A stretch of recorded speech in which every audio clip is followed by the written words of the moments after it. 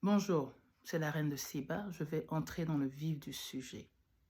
Mais bien avant, abonnez-vous, partagez et puis laissez-moi un petit commentaire. Le mariage. Nous savons tous ce que c'est que le mariage. C'est quand deux personnes décident de se mettre ensemble. Je ne vais pas entrer dans les détails. En fait, c'est pas le mariage en tant que tel, mais c'est ce que l'on fait ou l'importance qu'on porte au mariage.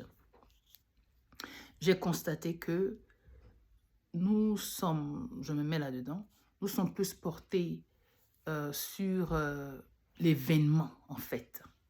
Mais pas, nous ne comprenons pas vraiment le sens, la profondeur même du mariage. Le sens du mariage.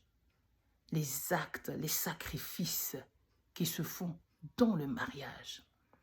Nous sommes portés sur la décoration, la salle, la danse, le gâteau, le matu vu, la robe, tout ce qui est extérieur. Tout ce qui est extérieur, nous sommes plus portés sur cela. Il faut que mon mariage réussisse. Un mariage réussi, c'est du travail.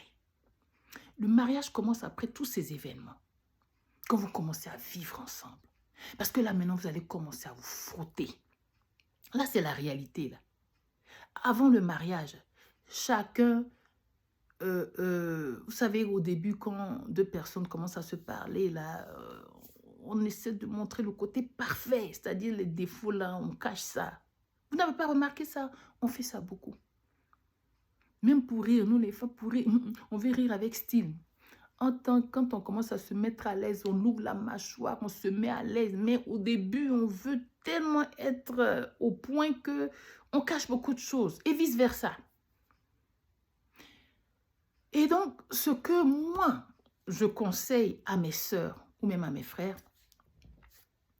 c'est beau. Je ne vous dis pas de ne pas célébrer. Moi-même, j'ai célébré mon mariage. J'ai fait la robe, les gâteaux, j'ai fait tout ça. C'est pas de ça que je parle. Ça, c'est bien beau. Faites-le, il n'y a pas de problème. Mais soyons beaucoup plus portés sur le fond même du mariage. Ce qui se fait dans le mariage. Comment faire de telle sorte que le mariage réussisse.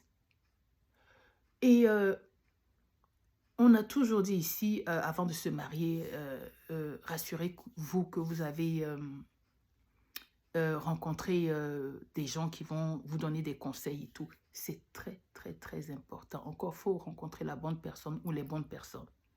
Moi, je conseille, ça c'est mon avis à moi, entrer en contact avec un couple. Un couple qui est resté dans le mariage. 20 ans, 30 ans, comme vous voulez. Ça, c'est mon conseil à moi. Des gens qui ont de l'expérience dans le mariage. La femme qui a supporté son mari, le mari qui a supporté sa femme. Et aujourd'hui, tu les vois, ils sont heureux. Mais ils ont traversé le désert ensemble. Ils se sont supportés. Rencontrez ces gens-là qui vont vous donner des conseils. Des femmes mûres, des femmes responsables, des femmes posées, des femmes qui savent donner la valeur à leur mari. C'est des femmes comme c'est des dames, je les appelle des dames. C'est des dames comme ça qui doivent conseiller notre jeune fille, nos jeunes filles. Et des hommes posés, des hommes qui savent, qui connaissent le rôle d'un homme dans le foyer. Parce que l'homme, Dieu n'a pas dit à l'homme de venir violenter la femme, être violent, frapper, abuser de la femme. Il a dit à l'homme d'aimer sa femme comme Christ a aimé l'Église. Donc des hommes qui savent aimer leur femme, qui savent mettre leur femme en valeur, qui savent honorer leur femme, qui savent chouchouter leur femme. Que ces hommes-là aussi conseillent nos frères. C'est important. Et souvent aussi, il y a des sujets qu'on cache. On ne parle pas même des sujets qu'on appelle tabous, des rapports sexuels. On ne parle pas de ça. Et tu arrives dans le mariage, tu es surpris. Le monsieur fait 1 mois avant de te faire l'amour. La femme aussi, tu veux la toucher. Ah, je suis fatiguée. On a fait, il y a 2 semaines, on a fait, je suis fatiguée. Et ça, c'est des sujets, on doit en parler.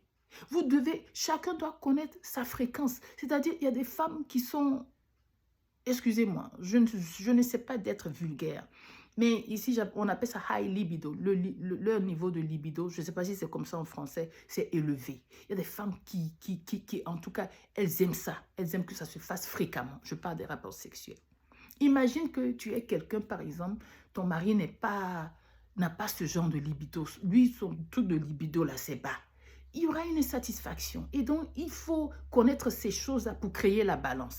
Si c'est lui que tu veux, ben, tu vas t'accommoder, pas forcément à 100% à sa vitesse à lui, mais lui aussi, il va faire des efforts aussi pour te rejoindre. C'est-à-dire que chacun doit faire 50-50. Ou bien 40-60, en tout cas, chacun doit apporter un effort à la chose pour que vous deux vous soyez satisfaits. Mais c'est des choses qui doivent être discutées. Il ne faut pas avoir honte de ces choses-là. On a tellement pris ces sujets-là comme des sujets tabous qu'on n'en parle pas.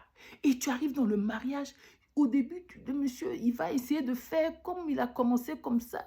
Il va essayer de faire, mais après, son vrai là va sortir. Il va rester là pendant 1 mois, il ne te touche pas. Et puis tu es là, tu tournes, tu te regardes, mais qu'est-ce qui se passe? Il ne m'aime plus, je ne suis plus désirable. Et tu commences à te poser des questions. Et ça joue sur ton self-esteem. Alors que le problème, c'est que le monsieur, il a un problème de libido. Ou même ça peut être aussi un problème de la femme. Mais c'est des choses qui n'ont pas été discutées. Alors que s'il y a une bonne communication, il y a des remèdes aussi qu'on peut prendre. Il y a des jus qu'on peut faire. Il y a des potions qu'on peut faire. Il y a plein de choses. Il y a des herbes qu'on peut écraser, mettre dans la nourriture, il va manger, ça va réveiller. Est-ce que vous savez un peu de quoi je parle? Je ne sais pas, je ne suis pas en train d'être vulgaire. Je suis en train de dire des choses sincères, des choses vraies. On n'en parle pas, mais c'est la vérité. Et ce n'est pas seulement au niveau des rapports sexuels, ça peut être au niveau des finances. Ça peut être même au niveau des enfants. Peut-être que vous venez avec des enfants, vous avez eu déjà des enfants. Et tout ça, c'est des choses dont il faut s'asseoir et en parler sérieusement. Sinon, ça va détruire le mariage. Ça va agir, ça va vous donner des maux de tête. Parlez-en, soyez sincères, communiquez. Ayez des gens mûrs qui vont vous donner des conseils, qui vont partager leur expérience avec vous. Et je vous dis que c'est vrai qu'il y aura des tribulations, c'est vrai qu'il y aura des moments difficiles, mais à cause de la base, vous saurez comment affronter ces choses-là. C'est important. Il y a des gens qui n'ont pas fait ça. Il y a des gens qui n'ont pas eu cette opportunité. Mais vous, vous avez l'opportunité. Alors faites-le. Et n'oubliez pas, le plus important, préparez ce mariage-là spirituellement, c'est important. Parce que l'ennemi n'aime pas le mariage.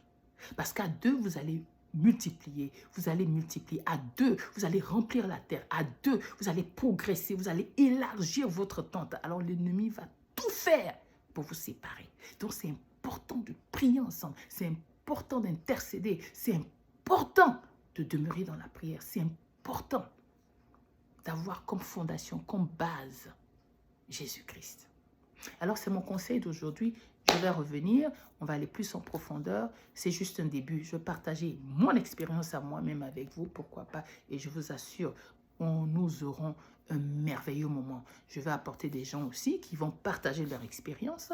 Et je pense qu'on va avancer dans ce sens-là. Que Dieu vous bénisse, que Dieu vous bénisse. C'est comme si j'étais un peu pressée. Et je vous aime. Allez, bye bye, à la prochaine.